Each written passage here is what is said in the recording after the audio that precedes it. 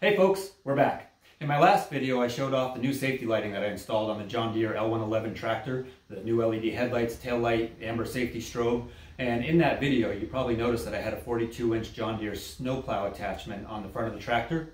This year I decided to go in a different direction, so even though I had already gone through and installed the snowplow, I went ahead and took it off in favor of this recent acquisition, John Deere 42-inch snowblower assembly. This is the GX0422 snowblower assembly, and I got a great deal on it, Facebook Marketplace, 200 bucks for the entire assembly, the mule, the belts, everything.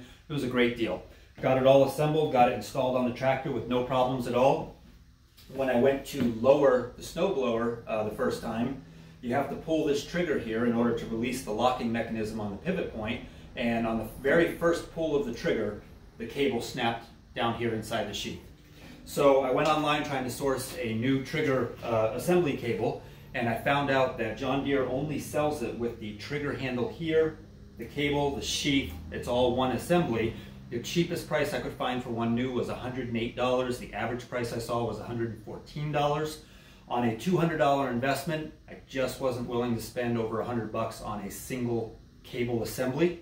So instead what I did is I went on Amazon and I found a collection of what are essentially bicycle or motorcycle brake cables, clutch cables, throttle cables. There's a variety of applications.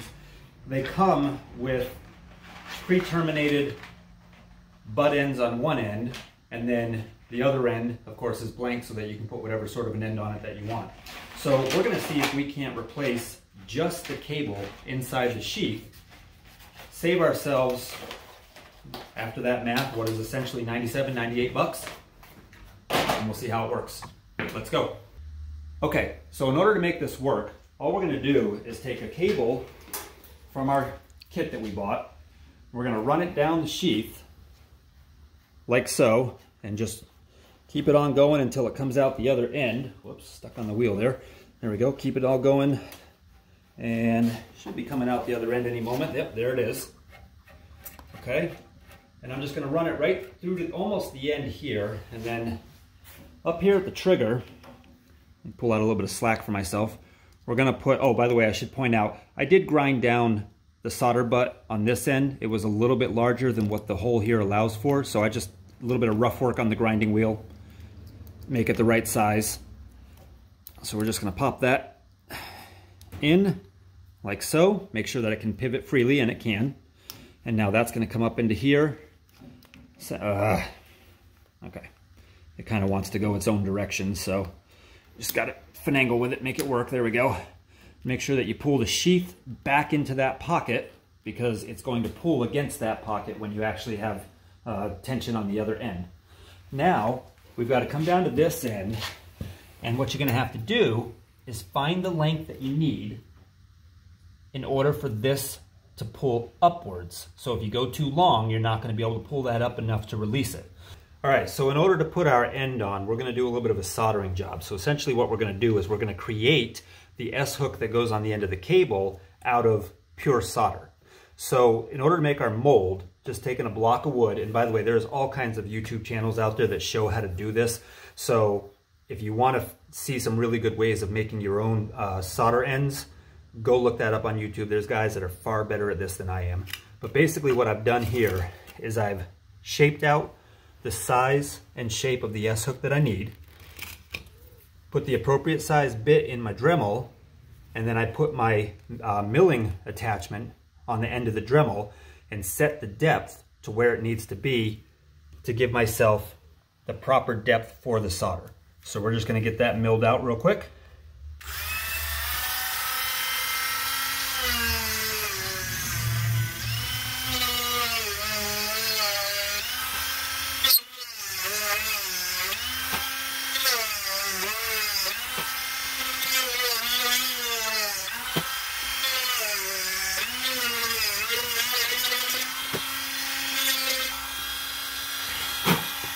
And there we go. So it doesn't look like much, but that is the right size mold that we need in order to create our S-hook. So now I got to cut a little channel for my cable to go through right here so that I can lay my cable down to the proper depth to fill that with paste and solder. Hacksaw just happened to be the closest saw at hand, so that's what we'll use.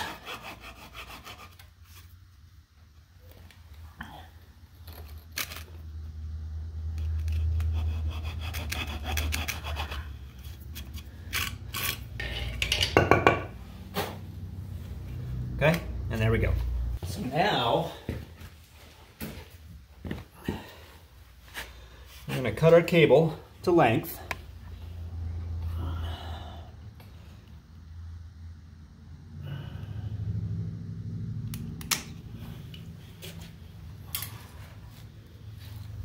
Momentary delay on that cut was just me second guessing myself.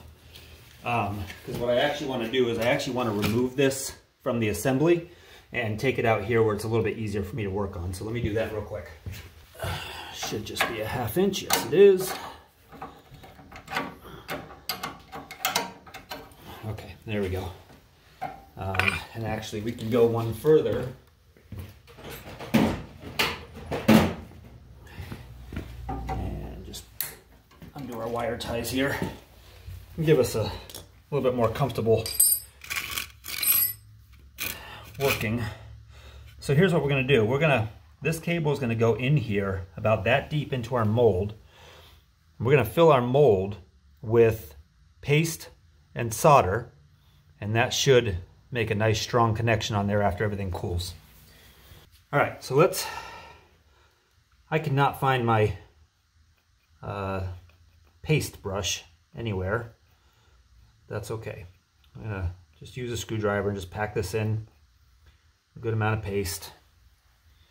It works perfectly fine. We're just going to be melting it in a moment anyway. Blowtorch.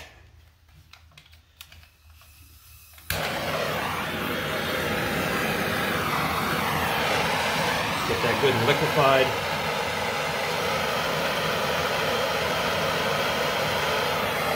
Heat clean the end of the wire. Aside for a moment. Okay, and then what we're going to do is going to hold that in there like so.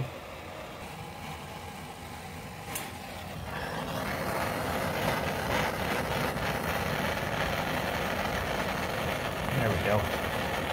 Get that in there, really fill our mold. All right. So there we go. We're going to let that cool for just a moment. Make sure that it's good and solid before we try to pull the cable out. Otherwise, we're just going to pull the cable right up through. All right, so there's our finished end. Just did a little bit of grinding and shaping of it to get it the right size and angle for what we need. So we're going to take it and we're just going to thread it through the hole in the bracket like this, and then we're going to flip it around so that we get the angle. There we go. There we go. Proper set angle. So if you can look right here, so you see how this side lays flush against here, this side lays mostly flush against there. That's the angle that we're looking for to make this whole thing work. So now we just need to put this back onto our bracket. And by the way, this part here is your adjustment. So if your tension is off a little bit, you can set it there. It's just a couple of 1/2 inch nuts. Let me just get that. I know my hand is in the way. This is just showing you tightening it down, so not a big deal. All right, as a matter of fact, I'll finish that off camera. All right, so now we have that engaged.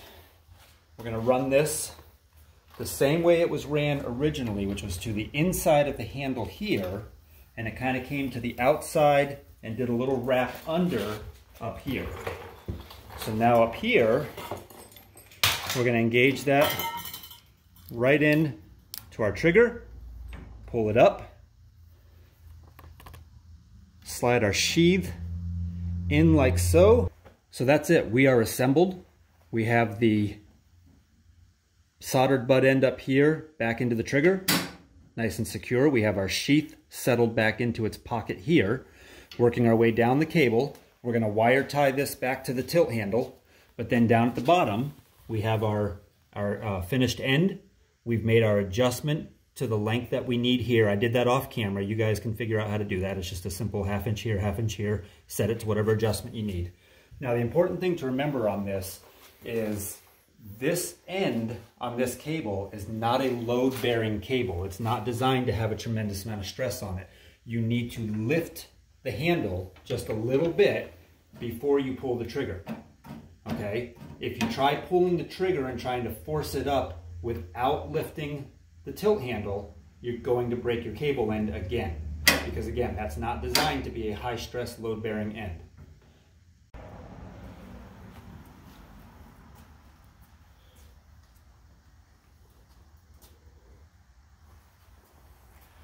And there you have it, folks. Simple repair of the trigger assembly cable. John Deere's $114 price, eat your heart out. We saved ourselves about $100 by buying a $10 cable off of Amazon, doing a little bit of work, a little bit of soldering, good as new.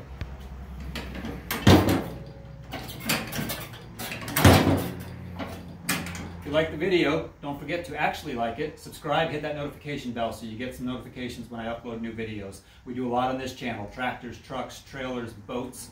Promise there's going to be something you'll enjoy. Let's go have some fun.